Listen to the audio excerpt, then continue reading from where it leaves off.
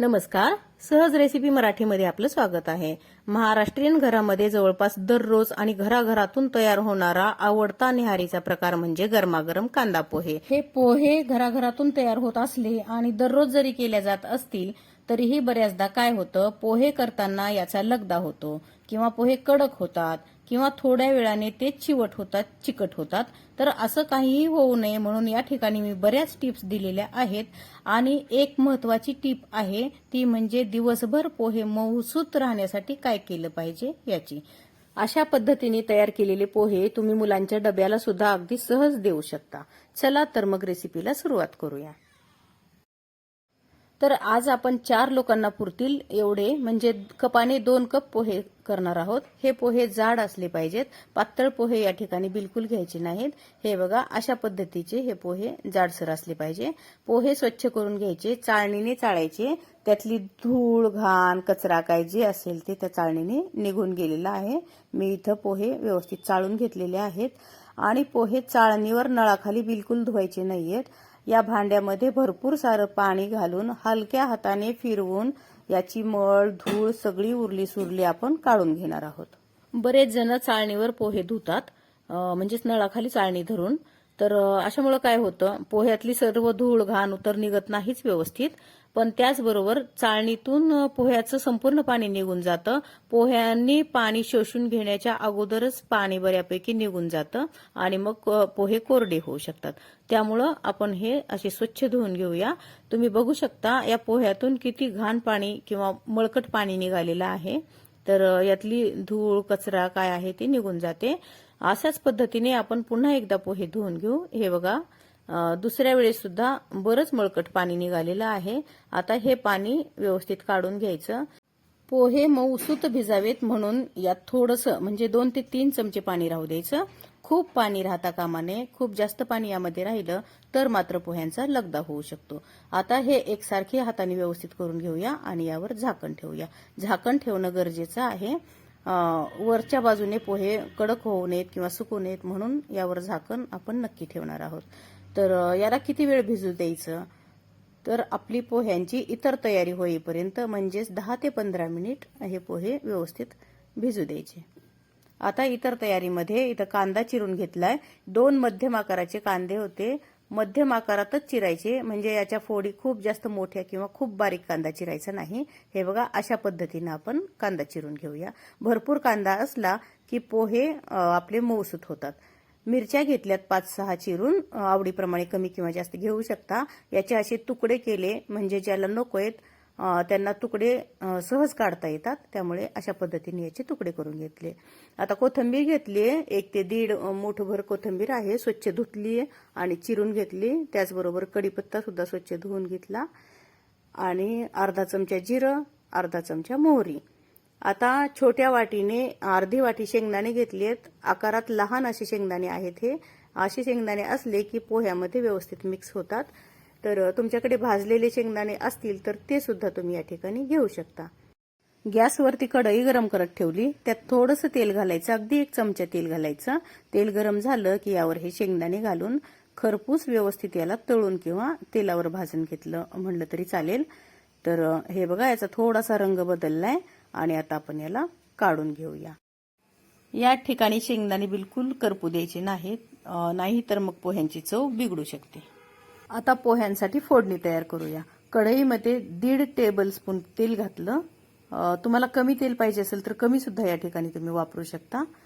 तर तेल गरम झालं की मोहरी घालायची आणि चांगली फुलू द्यायची. मोहरी कच्ची राहिली तरीही दाताखाली टचटच लागते आणि जास्त झाली तर करपट लागू शकते. त्यामुळं अगदी योग्य अशी मोहरी फुलू द्यायची. मोहरी फुलून झाली की यामध्ये जिरं घालूया. जिरं सुद्धा फुलू द्यायचं आणि आता यावर मिरचीचे तुकडे घालायचे. कधीही पोहे करताना कांद्याच्या अगोदर मिरची भाजायची, म्हणजे मिरचीची चव छान लागते किंवा एकूण पोह्याची चव चांगली येते.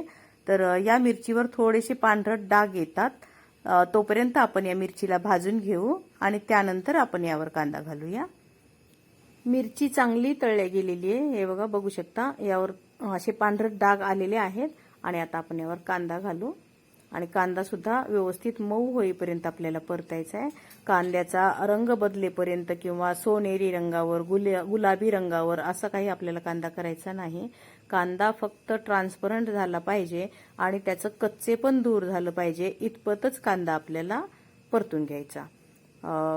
म्हणजे कांदा मऊ लागला पाहिजे इतपत आपण कांदा परतूया. कांदा परतत असताना गॅसची फ्लेम हाय करायची म्हणजे आपला कांदा लवकर होईल. तर तुम्ही बघू शकता या ठिकाणी कांदा आपला बऱ्यापैकी मऊ झालेला आहे. आता गॅस कमी करायचा आणि यात इतर मसाले घालूया.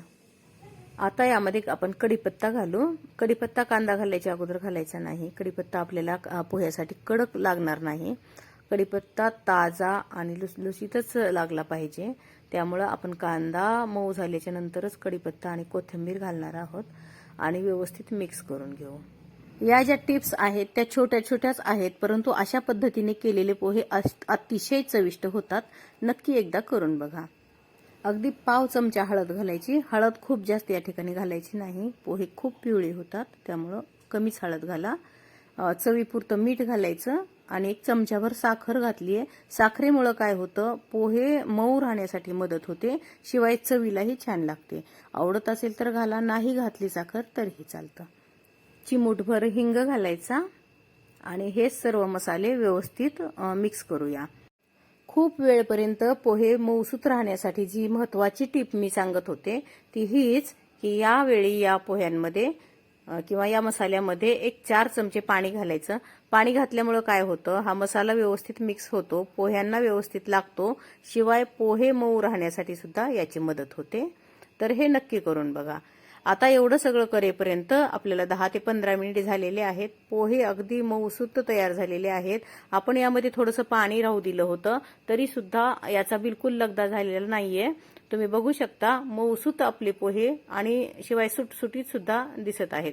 हे बघा. तर आता हे पोहे हलक्या हाताने व्यवस्थित मोकळे करून घ्यायचे आणि आपण या मसाल्यावर हे पोहे घालूया. आता हे पोहे आपण या फोडणीमध्ये घातले. इथं सुद्धा एक लक्षात घेण्यासारखी गोष्ट आहे, ती म्हणजे अशी की हे पोहे आपण कसेही हलवायचे नाहीत किंवा परतायचे नाहीत. हे असं छोटं उलटणं आहे माझ्याकडं. तुमच्याकडं भाकरी किंवा पोळ्याचं उलटणं असेल तरी चालेल, परंतु हे उलटणं कढईच्या तळाशी घालायचं आणि अशा पद्धतीने पलटून घ्यायचं, जेणेकरून हे पोह्यांचे तुकडे होणार नाहीत आणि पोह्यांचा लगदा सुद्धा होणार नाही. आता हे पाणी आपण थोडंसं घातलं होतं त्यामुळं सर्व मसाला किंवा फोडणी सगळ्या पोह्यांना अगदी व्यवस्थित लागते. कुठे पांढरट किंवा कुठे फिकट कलर, कुठे डार्क कलर पोह्यांचा असं बिलकुल होत नाही. तुम्ही बघू शकता या पाण्यामुळं हे पोहे मऊ तर झालेलेच आहेत, शिवाय एकसारख्या रंगावर परतून झालेले आहेत. तुम्हाला वाटत असेल की पाणी घातल्यामुळे पोह्यांचा लगदा होतो की काय, पण बिलकुल लगदा होत नाहीत. मोकळे सुटसुटीत असे पोहे तयार झालेले आहेत. शिवाय आता गॅस कमी करायचा म्हणजे मंद गॅसवर हे पोहे 1 ते 1.5 मिनिटासाठी वाफवून घेऊया.